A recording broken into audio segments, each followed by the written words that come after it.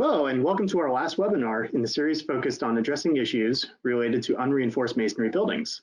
My name is Nicholas Van. I'm the Deputy State Historic Preservation Officer for the Department of Archaeology and Historic Preservation here in Washington State. And if you tuned in over the past several weeks, thank you. Thank you for listening. Thank you for engaging. Thank you for attending and absorbing all this knowledge that we've been sharing with you with all of our speakers and panelists. If this is indeed your first attendance at one of these webinars in the series, I'll let you know that you can review some of the previous webinars. We've recorded all of them and posted them on our YouTube channel. And we'll provide a link in the chat box for you so you can go and review those. And previous topics have included things from proactive planning to technical guidance on seismic retrofit technique to a lively discussion just last week about promoting equity and inclusion in our historic neighborhoods. On behalf of our co-sponsors and partners, thank you again for joining us. We have worked very hard with the Association for Preservation Technology Northwest Chapter and all of our partners over the last several months, from the initial planning that took place around this time last year when we were trying to do an in-person event, all the way up until today with our last webinar in this series.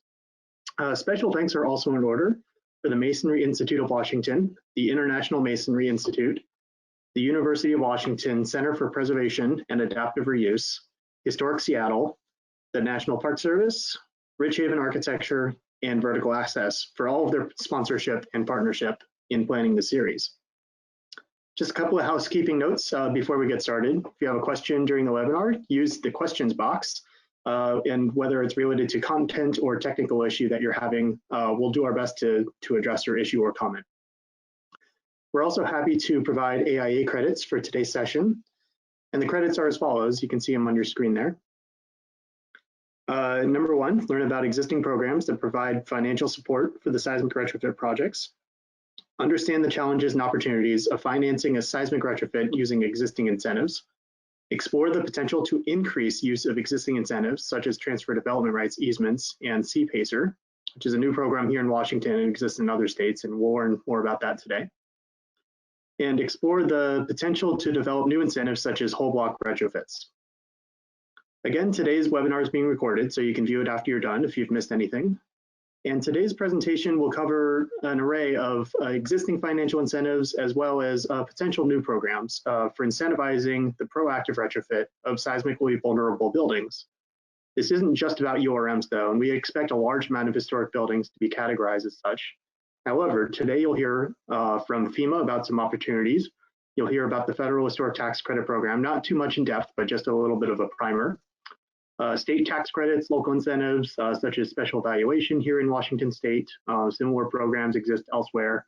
And newer programs that were originally targeted at energy efficiency retrofits, but have recently been adopted in a few states, including Washington, for resiliency upgrades. And that's the CPACER program, which you'll hear about. Joining us today are myself, Jessica Stewart with FEMA, Kirsten Smith with AIA Washington Council, and Michael Sullivan with Artifacts Consulting, and I'll let them introduce themselves as we move through the presentations. So talking about existing financial incentives, there are a ton of programs that exist nationwide that have been adopted and are tried and true. Of these, I'd say the biggest one is definitely the Federal Historic Tax Credit Program. In a nutshell, the tax credit program offers property owners a 20% federal tax credit on qualified expenditures. So anything you spend rehabilitating a historic property that's listed on the National Register of Historic Places, you can be eligible for receiving 20% of those expenditures back in the form of a federal income tax credit. That's dollar for dollar. It's not a reduction in your tax liability. So for example, if you spend $1 million on a qualified rehabilitation, you could receive up to $200,000 in tax credits. So the state historic preservation offices have that initial contact, and they work with property owners and architects on the initial application. But ultimately, the National Park Service has oversight of the program since it is a federal program. So they're responsible for certifying National Register listings for properties that aren't yet listed, but also for certifying the rehabilitation itself and ultimately approving tax credit applications. They're also responsible for providing global technical assistance in the form of publications And so that's really, really imperative in driving the guidance that comes out of seismic rehabilitation retrofits. If you are unsure about how to find your state historic preservation office, you can contact, or not contact, you can go to the website listed at the bottom of your screen there for the National Council of State Historic Preservation Offices to find your local SHPO. I'll say that nationwide, the impact of the federal historic tax credit program has been significant. In 2019 alone, you can see some of the stats here from the recent report that was published by Rutgers University on both the program accomplishment as well as the economic impacts of the program. 45,000 projects nationwide were certified since the beginning of the program in 1977, and that accounts for over $100 billion in private investment. In 2019 alone, you can see that the economic impacts are also very significant, and the numbers continue to climb. We tend to have a year-over-year increase in applications that are coming in as people learn and understand the program, become more familiar with it and comfortable with it, and also understand the strength that it has in helping finance historic rehabilitation projects. In many states, there are also state historic credits that are available. In a lot of cases, they're meant to mirror some of the process of the federal program. However, each state is unique and different. There are some similarities from one state to another, but again, it's important to understand the nuances that you have in your individual state. And I saw that Michigan looks like their legislature is moving forward on approving a tax credit. I think that just passed their House recently. And California's just last year passed their new state credit. So that'll definitely be a huge benefit in terms of helping finance seismic retrofits in California. There are some core elements to many of the state tax credits. And for more information, I've thrown some National Trust for Historic Preservation contacts on there, Renee Coleman and Shaw Sprague, who put together this study. But the state credits really have a number of core elements to them that are similar to the federal program. There are generally minimum thresholds that you have to meet. You have to have a historic registered building, and the projects generally have to meet preservation standards in order to be approved. We also see that the impact that the state credit has before and after being approved has had a significant impact on the number of federal program projects that are coming through. For example, in Texas, over a 4-year period at the beginning of 2010, there were 17 projects that were approved through the federal program. However, when the state of Texas passed their state tax credit program, that number doubled over the next 4 years, and it continues to climb after that as people become more familiar with the program. There are a number of other incentives and grant opportunities. I'm just going to give you a very, very brief primer so that you can explore some more. But these are things that exist and would definitely be up for consideration if you are looking at options that are outside of conventional commercial financing for financing your project. One that hasn't been used so much in more recent years are preservation easements. And these were really a lot more common in the 80s. But preservation easements offer a private property owner a charitable donation of the exterior of their building to an organization that specializes in advocacy or overseeing historic properties. And this is really key because if you have a historic building and you want to be able to preserve it, or even if it's locally protected anyways, a preservation easement really extends the protection for that historic building. But it also, as a public resource, offers this sense of continuity in the built environment and helps preserve the building in perpetuity. But it also offers that benefit of providing a charitable donation in the form of a tax deduction by making that preservation easement to an organization. There are also a number of local incentives that might be available. And again, it's helpful to check with your SHPO or with your local certified local government to see if there are any local incentives that might be available, either at the city or the county level, or even additionally at the state level. And these can include things from housing credits to transfer development rights, again, which are very unique to the jurisdiction that you're in. Public utilities also have credits oftentimes that are geared more towards energy efficiency improvements. However, if you're looking at a pretty comprehensive rehabilitation project that it might include seismic retrofit as part of the scope of work, it's useful to look at incentives that might target other specialties, such as housing credits, which obviously focus on creating affordable housing units, or through utility companies or PUDs that focus on energy efficiency improvements. There are also a number of local incentives that target property tax abatement. A number of states have enacted property tax programs. In Washington, we have special valuation, which reduces your property tax liability. I know it exists in Louisiana and some other states as well. We'll learn a lot more about CPACER with Kirsten Smith talking about that later. And we also have things like facade grants, and these are a little bit more one-off, but oftentimes there's some local money that could be invested that are created through a grant program that could help stabilize facades, address deferred maintenance issues, make improvements or whatnot. And so again, it might not be necessarily directly tied to seismic retrofit, but in a comprehensive rehabilitation project, they might be worth consideration as well. And again, there are other grants and low interest loans that come and go offered at both the state and federal level. And so it's useful to just keep yourself apprised of those types of opportunities. And we'll hear a lot more about those opportunities that are offered through FEMA. Hello, my name is Jessica Stewart. I work out of the Region 10 office, FEMA office up in Bothell, Washington. Although currently I am working from my dad's office their home on the Oregon coast. I've been with FEMA for about 10 years now. With Region 10, a good portion of that did a stint at headquarters in Washington, D.C. and have just returned. So it's wonderful to be home and fantastic to be with everybody. So I'm going to talk very briefly about some of the funding options, the grant options for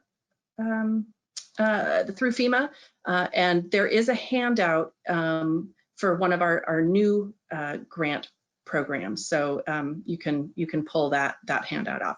I'm going to turn off my camera and share my screen, and I will be with you momentarily. All right. So bear with me. We just always start with the fun stuff. So here we go. So FEMA is the Federal Emergency Management Agency, and our mission is to help people before, during, and after disasters.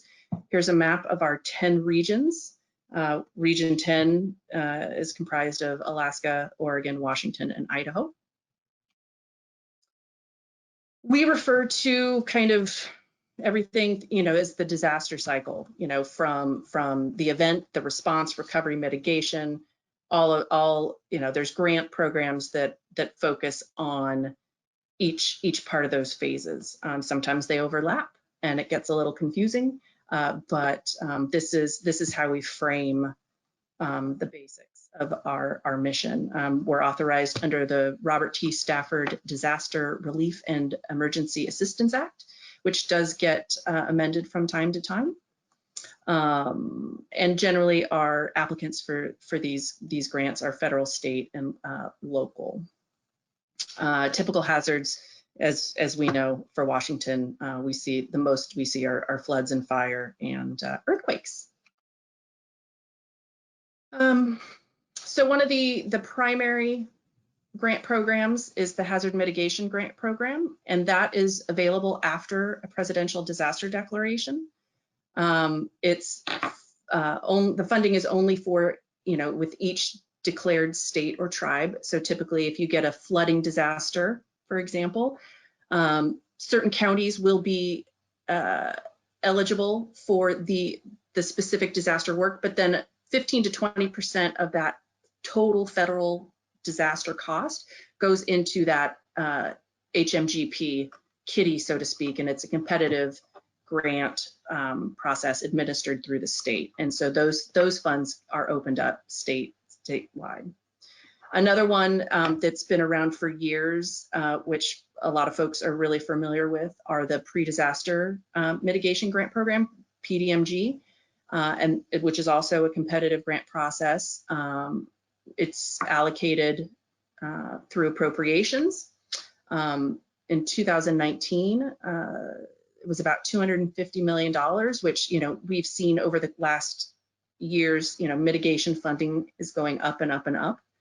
And then again, this is competitive with state, territorial, and tribal set-asides. This program is sunsetting. So I only bring it up that, this program is sunsetting because we have a new program called Building Resilient Infrastructure in Communities Grant Program. And I think it's appropriately titled for this, this series. It's called BRIC.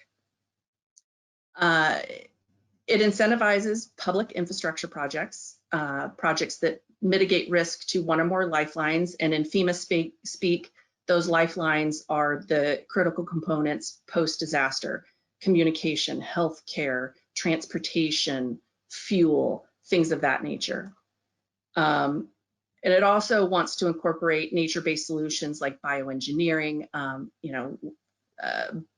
not necessarily applicable to what we're discussing today, but these are the things that it's focused on. And so where PDMG, the sunsetting grant, was at $250 million for 2019, BRIC is $500 million. They're doing it a little differently, where there is an allocated, there's an allocation for the state and territories. There's a separate tribal set aside, and then those pieces that aren't allocated, it's a national competition, much like the other grant program. So here it is in a breakdown. It can be used for, these funds can be used for management cost. The set-asides can be used for capability and capacity building activities, and most of all, these mitigation projects. Generally, with all FEMA grants, the cost share for these programs is 75% federal and 25% match. Small impoverished communities are eligible for an increased cost share of up to 90% federal and 10% non-federal. There's special set aside for insular areas like the territories or Commonwealth, including Guam and CNMI, the Mariana Islands, Samoa. This application for BRIC just opened September 30th, 2020, and they're requiring applications to be submitted through FEMA Go system, the FEMA Grants Outcome System. That's their new system for the management of these grants, and it's you'll see the email address, or excuse me, the web address at the end of this slide presentation, but it's go.fema.gov. And I mentioned that specifically because the application deadline is, it's still open. It closes January 29th of 2021. So with all these mitigation programs, regardless of which program it falls under, you still need to be, there's still eligibility criteria. The state has to have an approved mitigation plan. When I was referencing the hazard mitigation, post-disaster hazard mitigation grant program earlier, I mentioned that it was either 15 or 20% of the total disaster cost. That comes from which type of mitigation plan the state has. If it's a regular plan, it's 15% of the total cost. And if it's an enhanced plan, it is 20% of the cost. Oops, pardon me, jumping ahead. The grants need to be practical, effective, and environmentally sound, not just related to historic preservation, but a host of environmental laws and regulations and executive orders. They must consider long-term solution and changes to the area, as well as maintenance, future maintenance requirements. It needs to solve a problem independently or functions as a standalone component of a larger project. And it has to be technically feasible. That's, you know, that's just the nuts and bolts of it. And it also has to be cost effective based on the benefit cost analysis system, which is required by the Office of Management and Budget. The projects must be NEPA compliant, as I referenced earlier, with the additional environmental and historic preservation laws. It needs to be reasonable, eligible, and they can include studies, inventories. Outreach can be accommodated in a variety of ways as standalone subgrants or elements of a larger hazard mitigation planning. For example, Seattle did a URM public outreach study as part of a post-disaster grant, a post-disaster mitigation grant program, and the funding for that study, that public outreach study in Seattle, which had nothing to do with the disaster it was tied to, or the money that disaster came out of, was a huge flooding disaster in the central part of the state. So just because a disaster was, you know, related to flooding or wildfire doesn't mean that the grant projects that come out of that solely need to be related to that. Here is a lovely slide that I lifted from a previous presentation, but it really does show, it shows the benefit of earthquake retrofitting based on the hazard event type, disaster type. I thought that was a pretty good resource. So with these grant programs, I have a couple of really great projects to illustrate that what we can do or what we've done in close coordination with the applicants and SHPO. This was a multi-story building that was heavily damaged by the 1962 Columbus Day storm, where the upper floors were removed. It had been used as the city's police station, and it had all sorts of interesting issues related to, you know, water infiltration and poor maintenance. So what the community did is they converted it to a visitor center.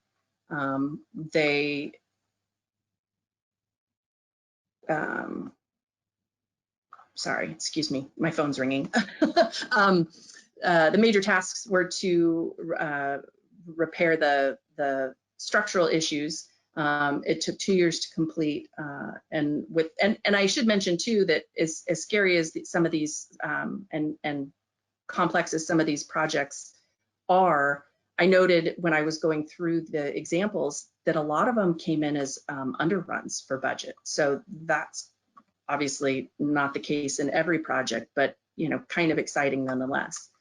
So the federal cost was, or the non-federal share was, came in just over $150,000. All right. Next one is the Port Townsend Library. It was built in 1913 with a donation from the Carnegie Foundation. It is a National Historic Landmark, or it is a contributing resource and is individually listed. Again, it was combined structural retrofit for life and safety, as well as non-structural retrofit of shelving systems. Again, required close coordination with DAP and with a cost share, non-fed cost share of $150,000. And I believe this one came in as a budget underrun as well.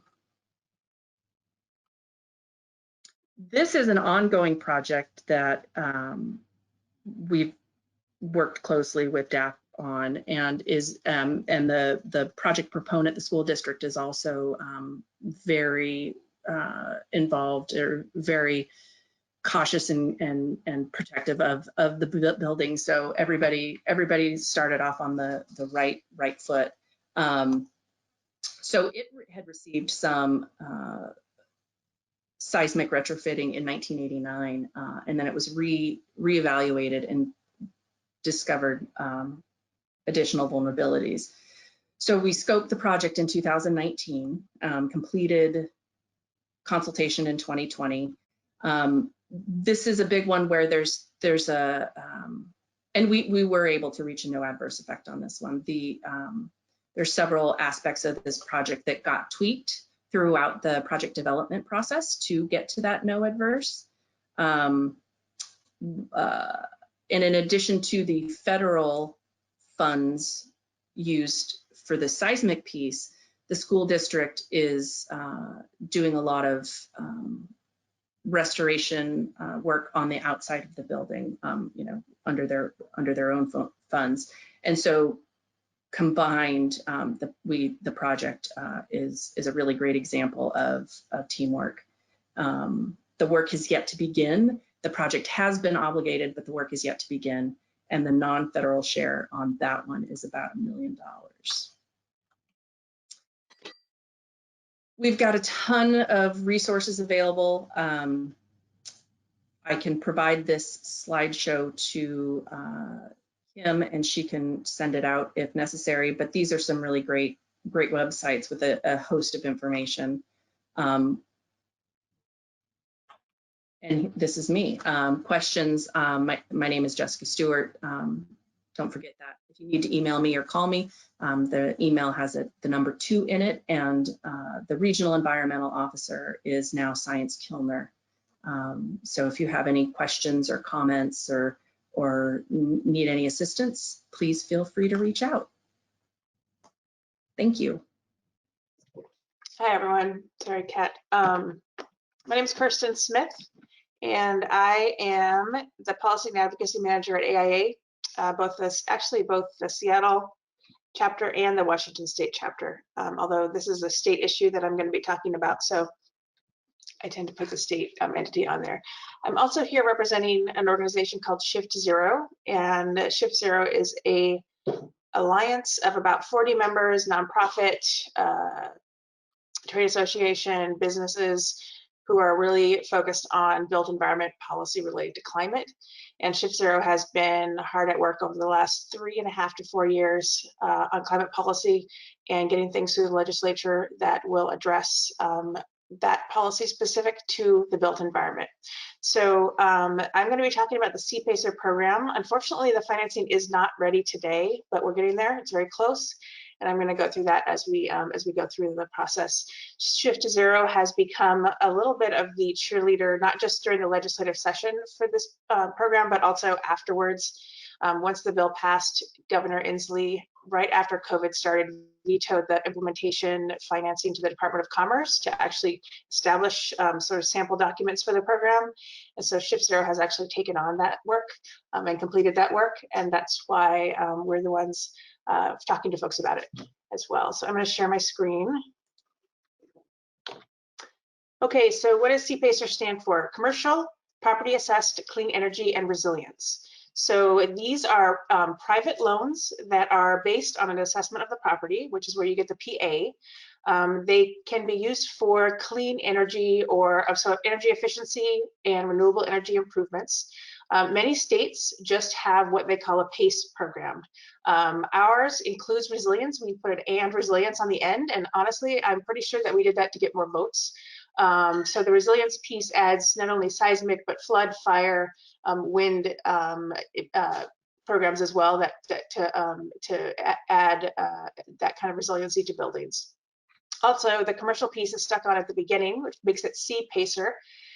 In Washington State, and I can't explain why, but I know this is true, residential PACE is unconstitutional. So you can't use it on residential buildings, but you can use it on commercial buildings, which includes multifamily. So that's where we get the CPACER program or acronym. I put the short definition down here. It's tax assessment based, that's a key piece. Private funding is a key piece. And then the projects are listed down here that are eligible under this funding. And we'll go into that in more detail. So here is another definition of CPACER, and I like this one, so I left it on here. I'll let you read it rather than talking about it. But a key piece of this description is that financing stays with the building and not the owner. And you'll see this again and again in my presentation because it's such a big deal. It allows an owner to make a significant investment in improvements, even if they plan to sell the building in 5 years. That loan stays as a lien on the property, assessed through the county. And that's a key component of CPACER that we're really excited about. You'll see the last sentence that CPACE may be funded by private investors or government programs. In Washington State, it's not a government program, it's a private. It's only available in states with enabling legislation. So Washington State passed the CPACER bill this year in the spring. It's enabling legislation, which means it says counties may establish a program, not counties must establish a program, and that's why it's called enabling. Each county has to create its own program. Or they can partner together and make sort of an alliance of counties for a regional program. And that's kind of where we are right now. We're waiting for the counties to establish their programs, and we'll go through that in a little bit. So we covered this. Residential PACE is not allowed in Washington. Almost every other building type is. So including multifamily, including ag facilities. So it's really just residential that's not allowed. And here are some of the basics. This is the list of eligible projects. Again, focusing on energy and then the resiliency piece.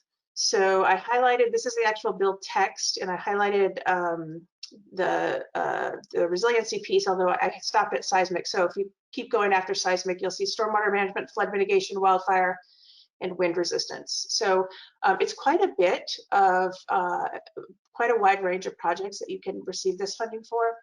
There is a requirement as part of the lending where a qualified professional, and that's all defined in the law, has to come in and verify that this project fits into these categories. So here's a little bit more on what CPACER loans are like. Again, it's debt based on the property. So they're financed through property tax assessments. The county has to make that happen, and it's why counties have to make their own programs. The money is collected along with the property tax. Again, really key point is financed by third-party capital. So when we went into lobby for this bill, we were happy to inform legislators this is not, there's no public money involved here. This is all private. Very long-term loans. Again, the transfer of the loan to the next owner. Some key things for lenders, these are really low risk loans, so they tend to get good interest rates on these loans, and they're very secure. So actually 36 states have PACE financing, and there are no examples of foreclosure involved in any of these states, which is a pretty big deal. It's another talking point that we made when we were talking to legislators about this. Here are some of the benefits for property owners. Again, really deep retrofits, big projects. You can finance 100% of them. There's no out-of-pocket payments, and it can be amortized up to 30 years. So this is long-term loans. The idea is that the property values go up while your operating expenses go down as a result of the improvements. So you would actually have a cash flow positive with these projects. And then finally, this is a big selling point for some owners. On the bottom, the debt to equity ratio. These loans actually do not go on your books as debt, which is helpful when you're trying to borrow additional funds. It's the way they're structured and the way the lien is structured. They're not considered debt the way traditional debt would be considered. So that has been an important piece for owners as well. And this bill was supported strongly by BOMA, the Building Owners and Managers Association, and the realtors also. So in terms of implementation, I can say very enthusiastically that lenders and consultants are ready. They're calling us all the time, and we at Shift Zero are not used to being in this position because we don't know what to do with them. But they're ready for a program here in Washington. And this is what it looks like so far. So these are the counties that have expressed the most interest. And interestingly, Spokane was out in front. They've slowed down a little. So Shift Zero actually created model documents that any county can use to run a program. Essentially, the county will take those documents, do its own legal review on those documents, make any changes they want. And then in order to implement a program, they have to take it through their county council process. So Spokane and Whatcom counties are in the middle of that review, legal review, in terms of setting up a program for themselves. It's taken longer than we expected, so we're not quite sure why that is, but we do expect those to be the first two counties. King County is enthusiastic about the program. They will do it. They've told us they just have to find room in the county council schedule, and I think that will happen before the June of next year. I expect possibly first quarter, but definitely by second quarter. And then Pierce, Thurston, and Clark are other counties that have expressed support. One thing that we will be doing as we engage in outreach to counties is looking for people who are interested in reaching out to officials at those counties and saying, hey, this is a great program, we want it. I think there will be a lot of counties that have never heard of it still. And particularly out in the more populous counties, obviously we're starting there. This is something that we could use some outreach from folks on. Building owners, other people involved in making improvements to buildings, asking counties to do a program. And actually, I talked through this. This is what the county implementation process looks like. So going through the legal counsel process. The counties have to have an administrator. That can be an in-house employee or it can be a third party. If it's a third party, they don't have to pay extra money. The counties don't, because that can be funded out of the fees for the loans. So they get to determine how that works. And then they establish an ordinance, go through a public comment period, and adopt the county ordinance at the county council level. We specifically made the role of the county limited. The year before this bill passed, it failed to pass because the counties were opposed, and legislators kind of sit up in their chairs when counties are opposed, and they were opposed because they thought it was too much work for their for county employees. So our PACE program really focuses on putting the onus on the lender to do a lot of the work, and the lenders are willing to do that. They're already clamoring at our doors to do that. So this is a quick overview of the program. Happy to answer questions. I think we're doing that at the end. I am not an expert at PACE by any means, but I certainly can find the right people to answer questions that are more detailed. So I appreciate it. Thank you. Well, hello, everyone. My name is Michael Sullivan, and it's almost 20 years ago. My firm was hired by the state legislature to assess the damages following the Nisqually earthquake in Washington State to historic buildings, and I guess that was the beginning of a kind of empirical learning about how earthquakes affect historic properties, especially unreinforced masonry buildings. And we quickly learned that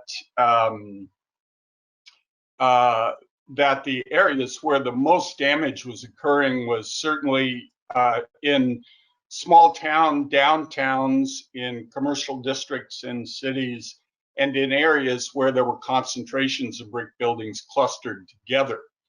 And we also began to notice that buildings in a block worked as a unit in terms of resiliency to the earthquake and also in concentrated damage. And now, over 20 years, we've kind of empirically been looking at, how do we think about historic buildings as whole block units as opposed to individual buildings.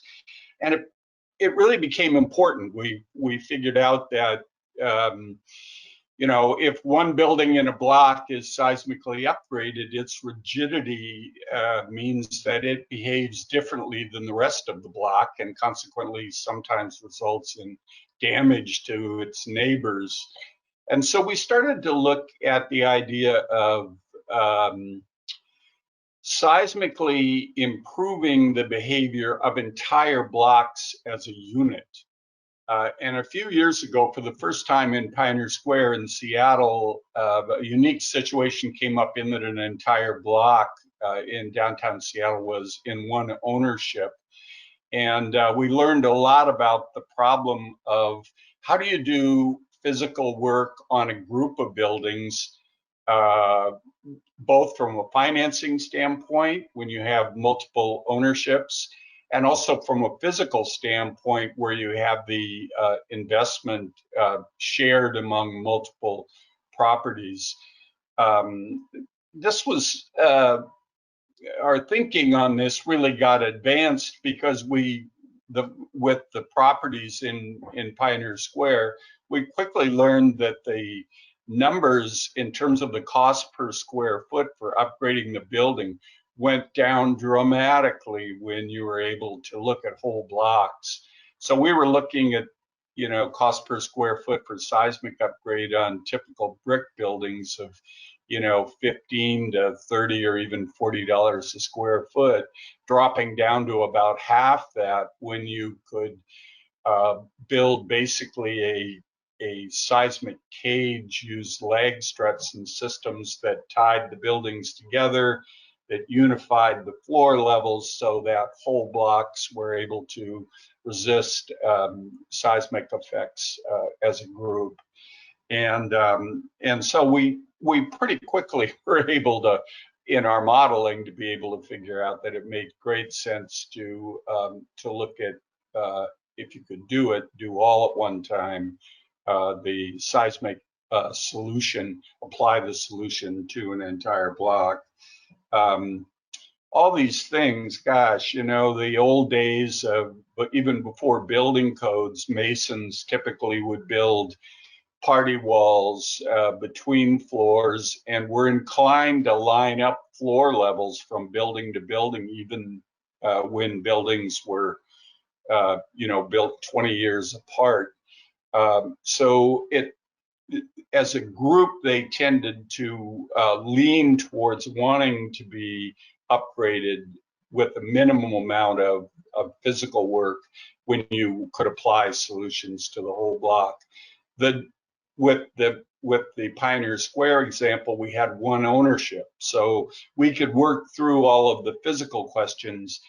But now when you start to try to apply that to entire historic districts, entire blocks where there's multiple ownerships, becomes immensely difficult. And that's kind of what we've been working through recently with lenders in terms of being willing to help finance, a single lender in some cases financing work in multiple buildings, you know, with varying degrees of lendability as far as the ownership goes. In the International District in Seattle, there are cases where you have 50 owners to a building, some of which aren't even in this country, and being able to get financing gets really difficult. But anyway, we began to look at that, look at the application of how we would be able to finance whole blocks. I won't say we've got the entire solution in place yet, but I would say that lenders, especially on main streets and in small towns, seem much more willing to look at lending. And the Washington Trust for Historic Preservation here in Washington State is in the process of amending its bylaws to be able to hold easements. And we're starting to look at the idea of what happens if the steel, the existence of the framework, the seismic upgrade work could actually be owned, financed and owned by a third party, a public development authority, a separate LLC set up by multiple owners, that kind of thing, and then have that financing of that work be secured by by a share in the property and the buildings that are involved. The cities and the places where this seems to be maybe the most important right now are in some of our downtown, small downtowns, rather than the commercial, big city commercial districts. In Washington State, in the far west, these buildings, these small towns, the ones where we saw the most earthquake damage, tend to be predate the highway system. They tended to be along the railroad right-of-ways.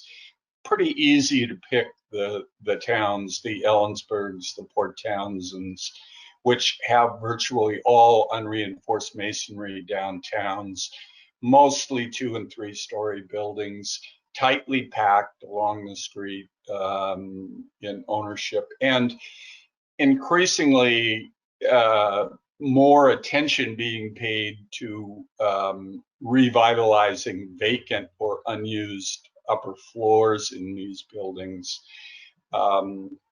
In looking at the financing scheme, we've also been looking at the idea of, if you're going to reactivate the second and third floors, is there an opportunity to use the shared financing plan to be able to not only do seismic upgrade, but also do sprinklers and help with exiting through properties to be able to get residential or get people to be able to occupy and sleep in the upper floors on second floors. So so the attempt we had at being able to do this work in Seattle with the Pioneer Square group is still kind of in the works. That one just got very, very complicated in terms of having the work comply with the investment tax credit program. Some of the physical effects of doing the steel framework for seismic started to get complicated along the way, but that's very much still in the works. Here in Washington, through the Washington Trust, we're starting to look at using public development authorities as a way of financing this work. The great thing about it is that it dramatically reduces the overall cost per square foot. It allows us to take take bites out of the problem in whole block units to be able to do it, and that is very exciting in very intact historic districts that are defined by their brick masonry building type. We're hoping that we can get a couple of good examples in place. There are a couple of projects in the state underway where multiple owners are cooperating in terms of doing 2 and even 3 buildings at a time. University of Washington Tacoma, which reactivated an entire warehouse district, has been doing seismic work on multiple properties at the same time, brick properties with seismic upgrade on whole block solutions. So as of right now, it's still a path of inquiry. It's potentially a very logical way to be able to approach getting to realistic costs. It really reduces the early estimates of what the cost would be to be able to do seismic upgrade to our historic resources in our state. So it's still very much underway, but it is a strategy that we kind of all need to think about. It's kind of like crowdsourcing a very big problem, a very big cost, and beginning to break it down into units that we can succeed at addressing. So anyway, I think Nick and the people at DAP are willing to help with sharing the information we have, the experience we've had in it so far, and I know us at Artifacts and the other property owners that have been exploring this are willing to share the information that they've discovered, including the engineering solutions that have come up to be able to address multiple properties and whole block solutions. And that's what I got, Nick. Thanks, Michael. And kind of on that last point you said about crowdsourcing, you know, I know that there's been recent, I guess, relaxation of the requirements through SEC that makes an investor, the definition of investor, a lot more loosely defined. And so you see crowdsourcing projects, especially on real estate developments, a lot more common, typically in new construction with like apartment buildings in mid-sized to major cities. But, you know, to that point, we do have a question from the audience that, is addressing, whether or not an LLC with multiple members satisfies the SEC regulations regarding getting multiple investors together for funding projects. So, I mean, I don't know if that is something that you're able to speak to, or if you can kind of address how these types of things, match or don't match SEC requirements and regulations on investors. Yeah, I don't know about it from the SEC standpoint, but from the standpoint of conversation with lenders, that one of the big obstacles is just figuring out a way to equitably share the debt over the property. And also, in many cases, you've got one building that's been fully improved, and so it assesses at a really high value, and then you've got another two-story small building in between with maybe only one floor occupied, and the assessed value is very low, and their ability to fully participate in the financing isn't there because the equity isn't there in the property like it is with their neighbor. And this is the example from the International District that we had. It's going to be a difficult one to work through, and Nick, I have a feeling that we're going to need to be able to demonstrate that there's a general public benefit in terms of buildings not collapsing into the public right-of-way, where we can sidestep a little bit the ownership equity and start to get into the public benefit side of historic buildings of a whole block being prepared, and use that public interest as an equity to be able to justify the financing for the lenders.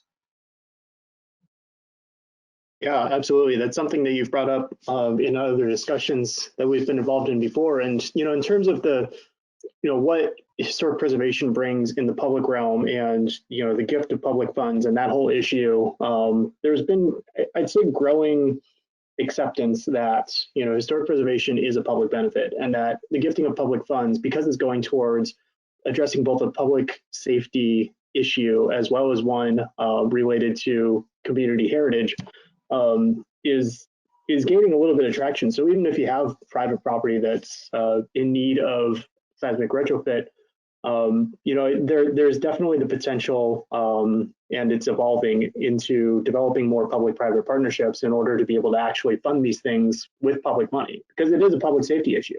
And we need to move the needle a little bit more in terms of how all that's all defined, because if private property owners were able to afford doing proactive seismic retrofits, they would be doing them, but that's definitely not always the case, and they're expensive endeavors that are really in need of additional incentives to be developed. And I don't think we're going to be able to solve the problem holistically in every community without some more of those partnerships being developed.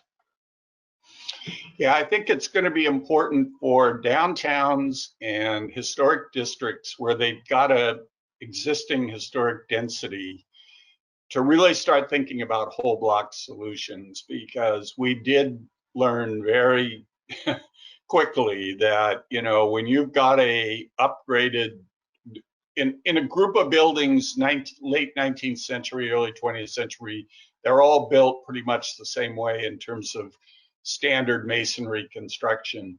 As soon as you seismically upgrade one building in that block and its rigidity changes and it becomes an oddity in the block, in the event of a major earthquake, that building can actually damage the rest of the block. It becomes dissimilar, and it becomes almost hostile to the other buildings around it. So the best preservation practice is going to be to try to get the entire block done. And you don't want to have one seismically upgraded building start to create a hazard in that a weaker building next to it suddenly is rammed by it and not just damaged to the building, but potentially risk. Absolutely. Thank you, Michael. We did have a couple of questions come in, circling back to CPACER. So Kirsten, if you're able to unmute yourself, we can ask some of these questions that came in regarding CPACER. First question was whether or not there's a list of counties in Washington that are considering CPACER. And, I know that you had the slide up, and I've heard talks from Whatcom, Thurston, King, Pierce, Spokane, Clark counties as well. But, the second part of that question is, if a county's not doing it on their own, what would be the best way to get that conversation rolling? And, how is that implemented at the local level? Yeah, so the counties have to do it for it to work in a county. So the best way is to go is to actually just lobby the county. And Shift Zero actually is happy if you have a specific county that you're interested in. We're happy to let you know if there are others who are working on it in that county. Usually it's the climate staff, sustainability staff who initiate it at a county, and that's where we have the initial discussions, and then it goes on to the assessor's office, and there's questions there. But I think there are a number of counties, particularly as you get more rural, where they don't know that this exists, and so bringing that to their attention from someone local is really how you get the ball rolling in terms of those counties. The ones on my map, so the ones that Nick just mentioned, are the most likely counties to implement it this year.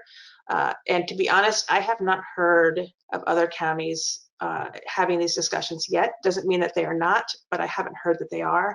So I would encourage anyone interested in this program, who particularly is from a county that wasn't highlighted on that map, to have that discussion, and we're happy to help you identify who those individuals are. We did reach out to a lot of the counties in lobbying for this bill to get their support, so we may have contacts there already, and we'd be happy to share those with you. Excellent. Two more questions, and then I think we can wrap up. Can the CPACER program be used for improvements to a public building, for example, a historic county jail? Yes.